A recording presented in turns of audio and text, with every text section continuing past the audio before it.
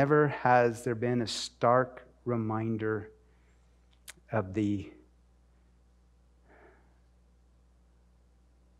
desperate heart of man, the pitiful condition, than that rooster noise that fateful day. That rooster noise pierced the dark and pierced the soul of Peter. And he went out and wept bitterly.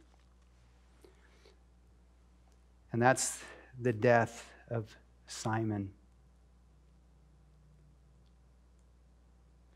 His worldly view of the Messiah came crashing to an end. His worldly confidence in himself came crashing to an end. He wasn't who he was. Far more distance between he and his master than he ever imagined. But before leaving this section, I'd like to ask a couple questions. What should Peter have done? I mean, we're no better. I'm just saying, looking back, what would have been a response that we would have loved to have seen? You remember the first denial from the slave girl. Are you one of his? You know, what might have been refreshing to hear? I am. I'm only here to just observe. I don't want to cause trouble. I'm here. At least I think I am one of his.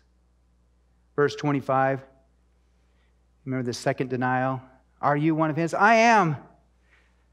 At least I thought I was. That would have been a little more honest. Or maybe I am, but a pitiful one indeed. Maybe at verse 26 where you see the denial to Malchus's relative. Aren't you one of his? I saw, weren't you in the garden? You did see me in the garden. In fact, I'm the one who cut off your relative's ear. His blood is actually still on my dagger. I wanted to take up and fight. Jesus told me not to fight. I also saw something else happen there. Your relative's ear is back on. I mean, you go talk to him and ask him how that ear got there.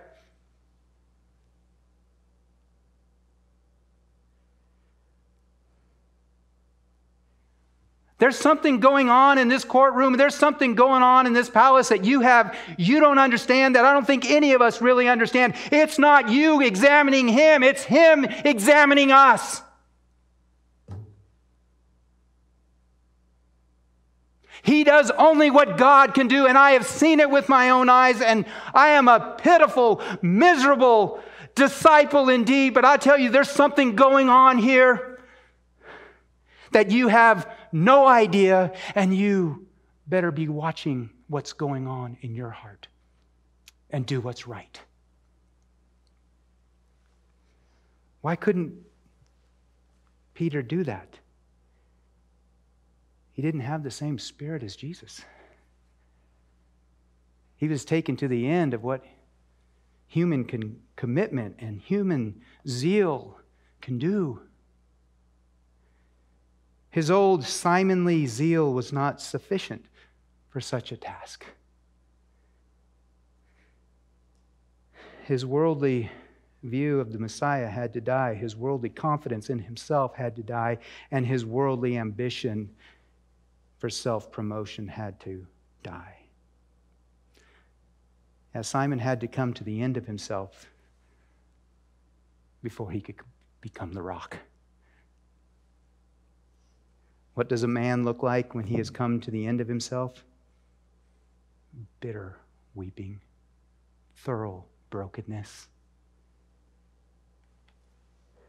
I wish there was a way we could come to this point without going through such a humbling experience. It's painful to watch, and yet I can see in my own heart many of the same tendencies as Simon, and I think you can too.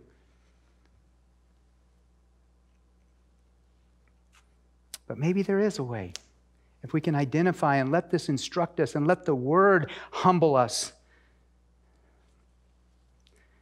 You will all be examined. In fact, I think the world is watching us right now. We will all be examined. Not in this satanic palace of examination that Peter and Jesus were examined in, but ours may be the workplace. Ours may be society. Ours may be in the school. Ours may be in our family. We will be examined. And when your interrogators want to look in and to see who you are, remember, God is the one who is examining.